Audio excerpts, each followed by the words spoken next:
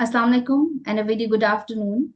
I am your host Rabia Anwaar, and I warmly welcome you all to the webinar series of the Center for Law and Security. Today, we are going to discuss a very pertinent subject, yet most tragic subject of today's world: the US-Israel war against Iran and Iran's retaliatory response to their joint combat airstrikes.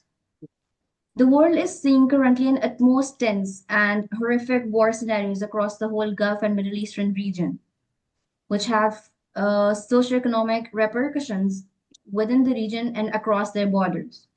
To discuss this very pertinent subject, ladies and gentlemen, we have with us two notable ambassadors of Pakistan: Ambassador Riffat Masood, Pakistan's seasoned diplomat and the country's first female ambassador to the Islamic Republic of Iran. She has served in key diplomatic positions, including the United Kingdom, the United States, France, Turkey, India, and Norway. And the second we have Ambassador Khan Hasham bin Saddique. He has served as Vice Chief of Naval Staff and Commander of Pakistani Fleet. After retirement, he has served as Pakistan's ambassador to Saudi Arabia. Thank you very much, His Excellencies. I welcome both of you here. Thank you. Thank you. So, without further ado, I would like to begin. Ma'am, just for setting the stage, could you please make us understand what could be the potential reasons that US and Israel started this operation against Iran? Like the diplomatic negotiations were going on between Iran and the US. So what happened between this diplomacy and the escalation? Bismillahirrahmanirrahim. Assalamu alaikum. Thank you very much for organizing this webinar on a very important and pertinent and timely subject. This is a question actually which we should be examining and asking, is that why did the United States and Israel actually go ahead and attack Iran, despite the fact that the negotiations on the nuclear issue were going on. And in fact, if you recall, this was the second round of negotiations.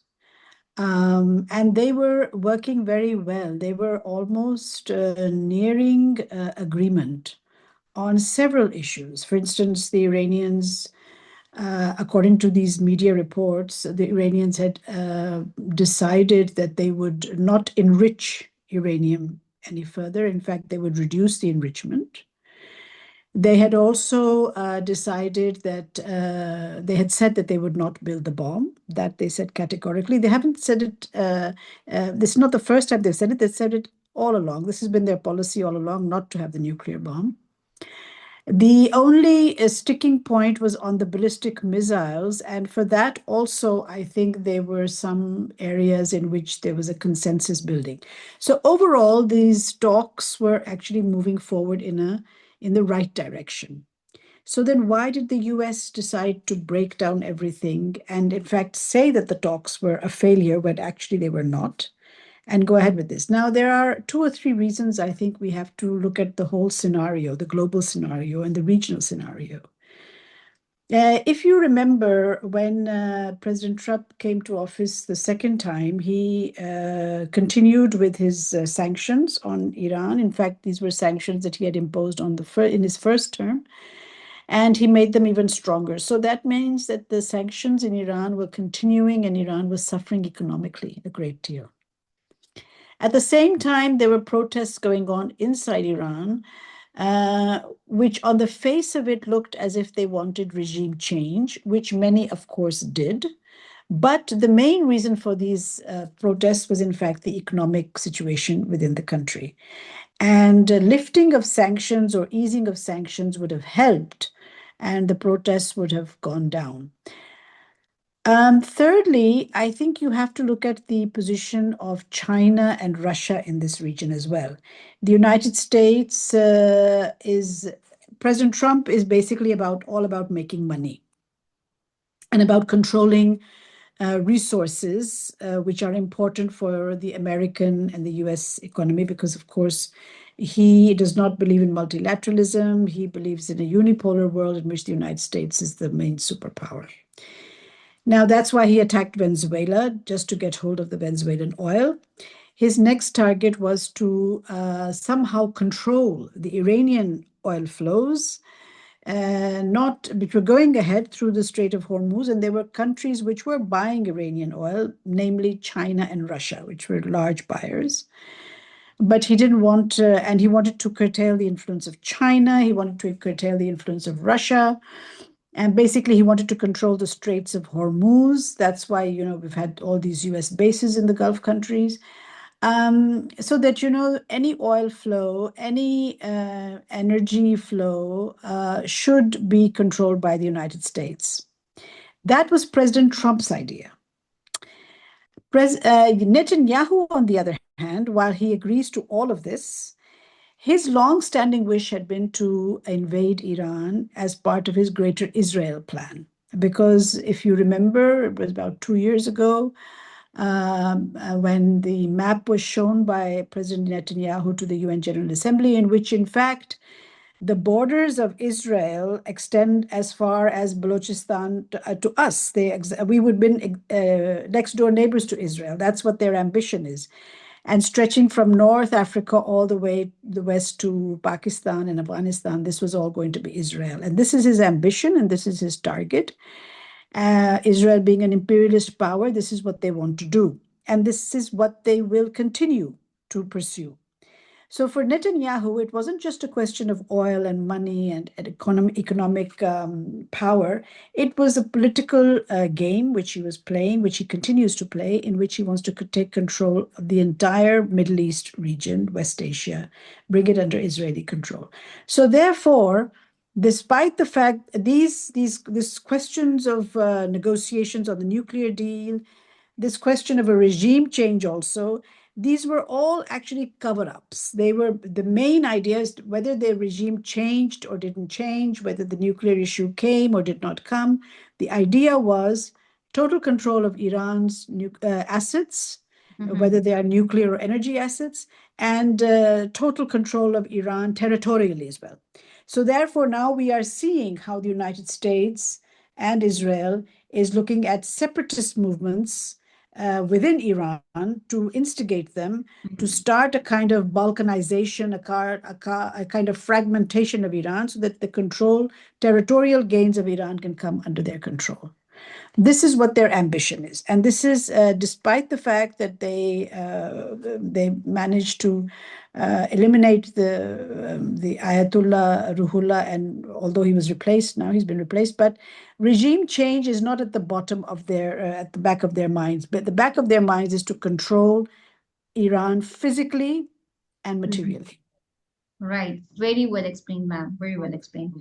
Okay, sir, we have recently heard that the president of Iran, he has apologized to the Gulf states and announced to halt attacks against the neighboring countries unless it's being attacked first, right? So hours later, the IRGC bombed Bahrain and UAE. Sir, what's the disparity between these two actions and words?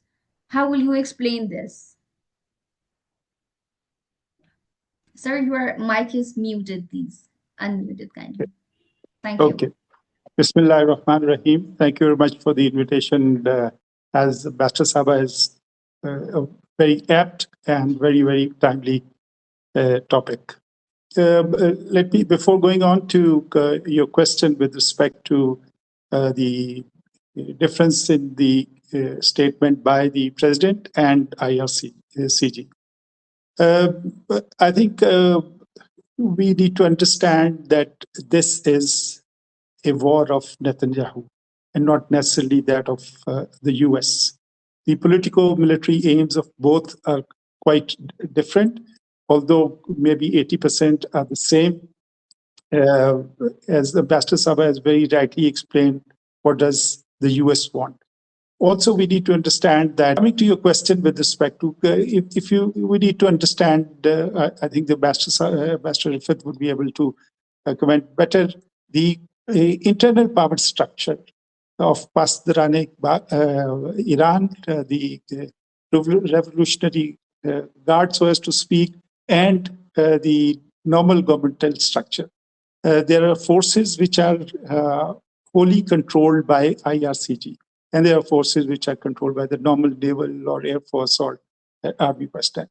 It is the political power and the decisive power lies with the Ayatollahs and with the IRCG. If you look at Iran, it is an unequal war. I mean, on one side, you have the might of the US military and Israel with their bases inside the Gulf area. And you have Iran, which has virtually no air force, no navy. They have a sizable army. All they can do is fight an asymmetric war. For them to fight a conventional war, it is almost impossible. So therefore, their intent is to create, because all they have is a negative leverage.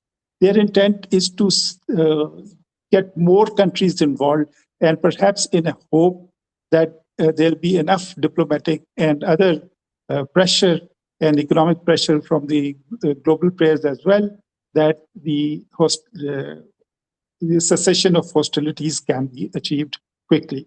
So therefore, if they don't react, or if they don't react asymmetrically, I think cessation of hostilities will not end till such time that as either Israel feels the pinch of the retaliatory strikes by Iran, or if they're able to bring the combat potential and the national power potential of Iran to a level which they envisage, where Israel is the hegemon in this region, and having taken care of most of the proxies, the original source, or Iran as the axis of evil, as they call, they have got this opportunity, and unfortunately, I foresee that the conflict will continue.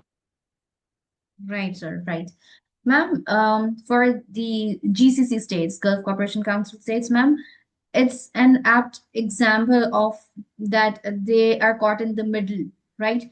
So currently they're observing the stance of neutrality against Iran. They're defending their sovereignty. But ma'am, how long do you foresee it will continue, or will they retaliate back against Iran in the coming time or near future soon?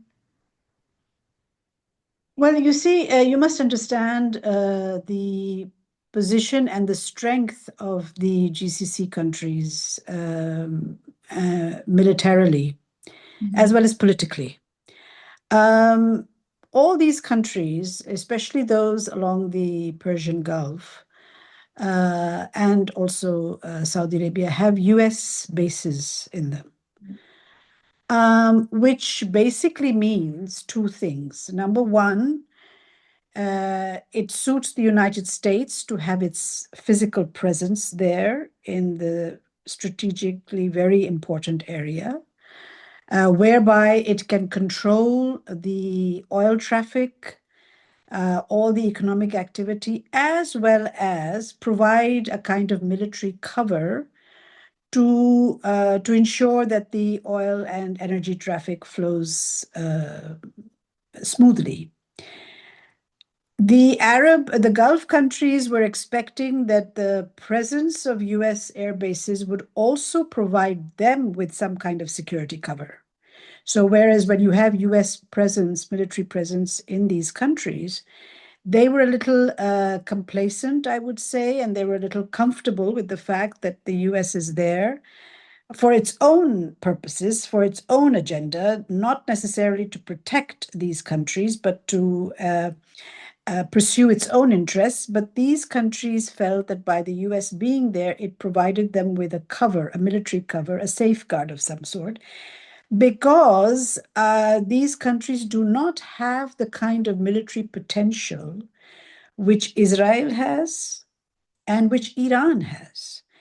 Iran, despite being a sanctioned country for more than 40 years, has developed very strong military arsenal, which includes its missiles, which includes a navy, which the ambassador, who is an ex-naval officer, would know that they have the IRGC, which is in fact a much larger force than the regular army, has its own kind of midget submarines. They have their torpedo boats. They have what they call kamikaze or suicidal boats, small boats, which can actually patrol, which are actually now patrolling the Straits of Hormuz.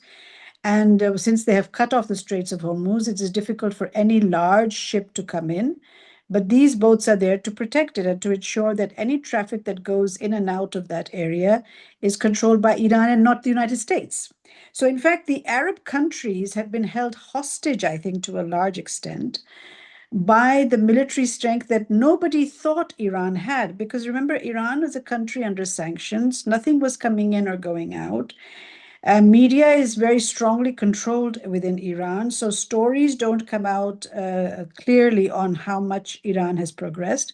But at the same time, these countries, their intelligence agencies, both CIA and Mossad, should have had enough information to realize that Iran would not be a walkover, and any kind of retaliation that comes from the US bases, you have to, there is a distinction.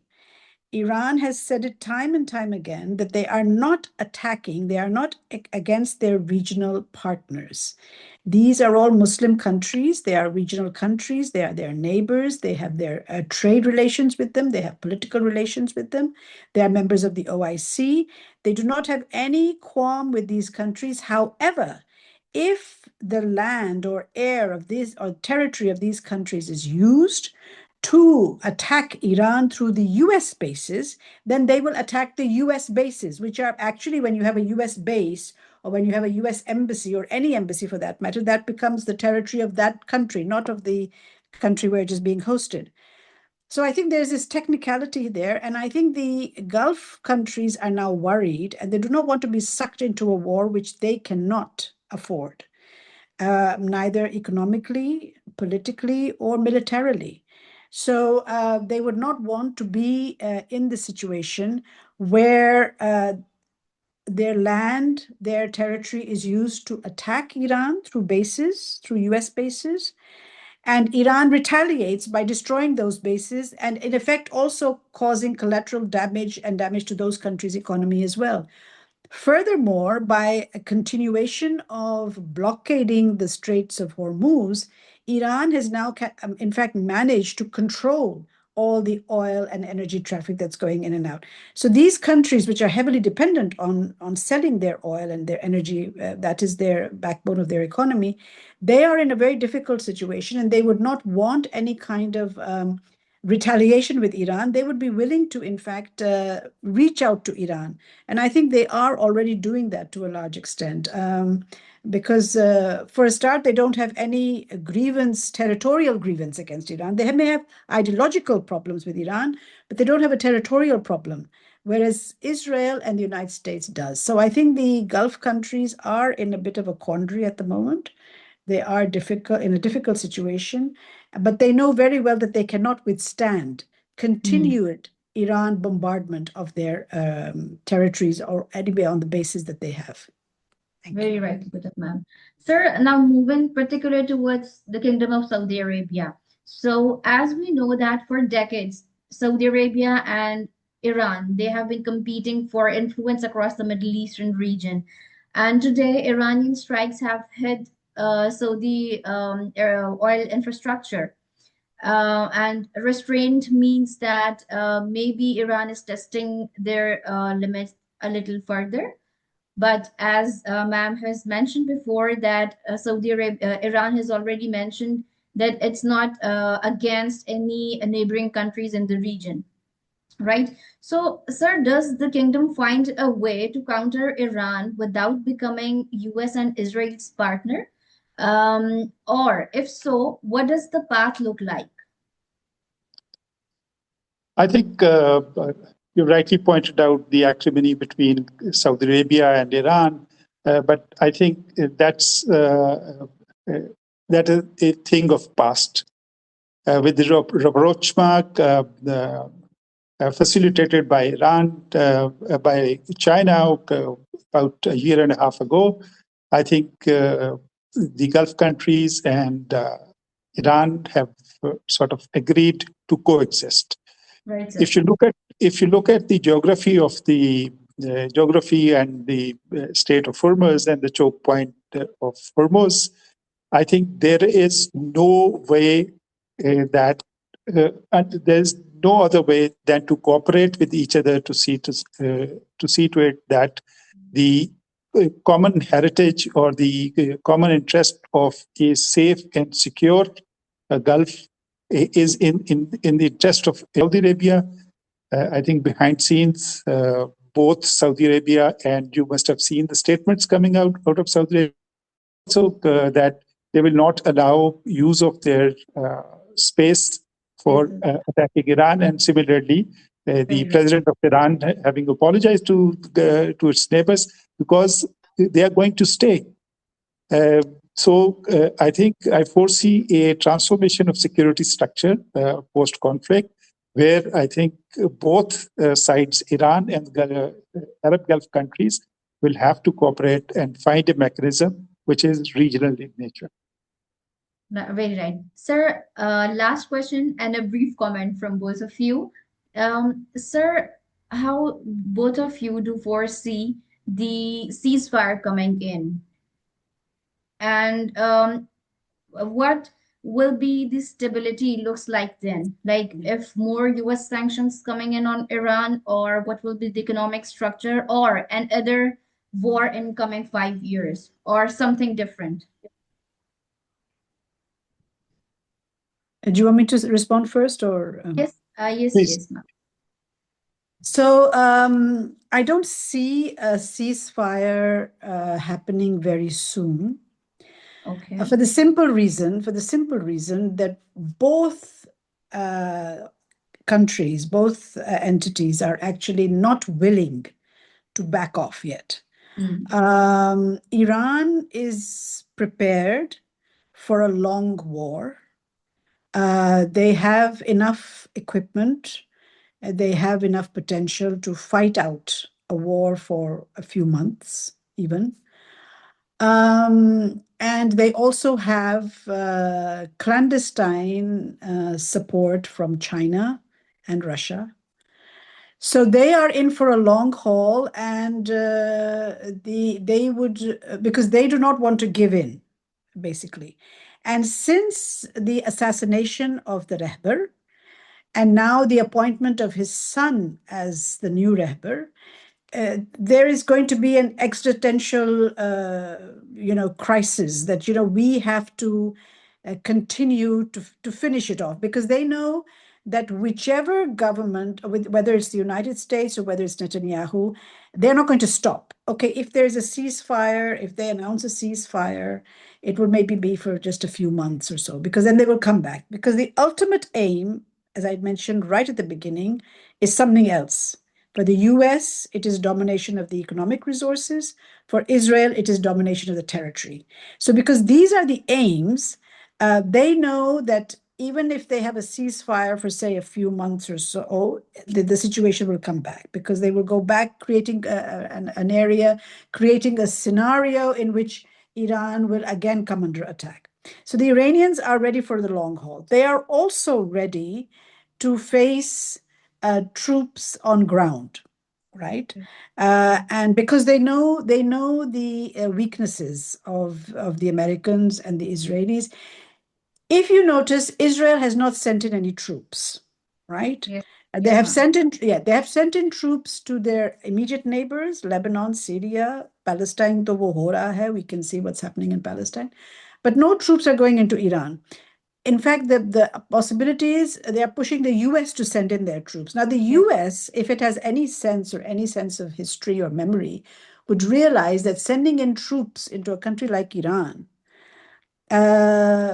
it would be a repeat of Afghanistan, it will be a repeat of Iraq, Yeah. So I think they will not, the saner voices, the saner people in the US, in the Trump administration may not want to end. It doesn't Right. want to be under the Damocles sword of the United States and Israel for a long time. Right, right. Sir, please, your comment. We are actually short of time, so I Yeah, just quickly, I agree with the Ambassador Saba. I don't think so that the war is going to end anytime soon.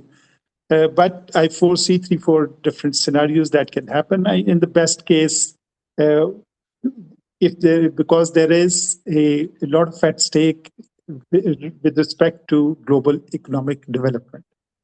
If the war prolongs and there is a disruption of oil supplies and disruption of global shipping trade, then you will have inflation, you will have no investment, you will have unemployment, and you have so many repercussions everybody knows about it.